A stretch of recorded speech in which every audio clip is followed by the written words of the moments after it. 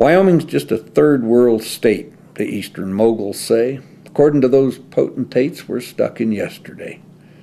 America's recent recovery has missed the cowboy state. They say Wyoming's poverty results from too little, too late. Our crime's disorganized. Pollution out here don't make much news, and our industry's undersized. We got more horses than people, and our people don't know how to dress. The Easterners feel that our progress is feeble, and they all agree that Wyoming's a mess. And even though we don't deliver them, we take care of the babies now when they're born. And gosh, I'm taking care of babies that were babies of the babies.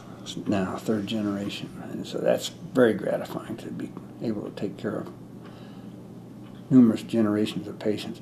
And to walk downtown to Safeway and say hello to all your neighbors. And I think a lot of folks, urban people, think that would be a terrible thing to be able to have your patients recognize you when you go out, but it's not. It's a wonderful thing.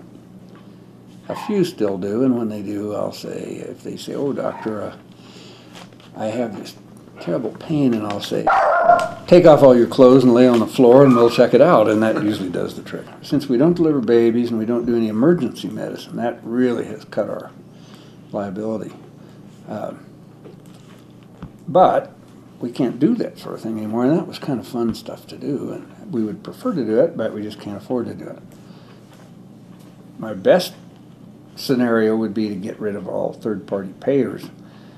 The nicest thing would be to have a situation where it was doctor-patient, and I could say, this is what my charge is, they would pay me, and then if they have an insurance company, they could go to their insurance company to get reimbursed for what they paid me.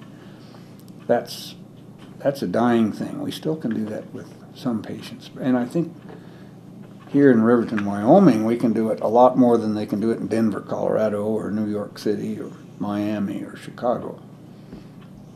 But it's a dying thing. Cowboys and engines, clean air and big skies are some of the things we got. What makes us love this land? We reply, it's the things that can't be bought, like prairie vistas and sagebrush smells, the elk and coyotes call, the handshake contract that comes off well, and the people most of all. Yeah, there's lots of things that we ain't got. Our economy's pared to the bone. But we wish that the East would abandon our lot and leave poor old Wyoming alone.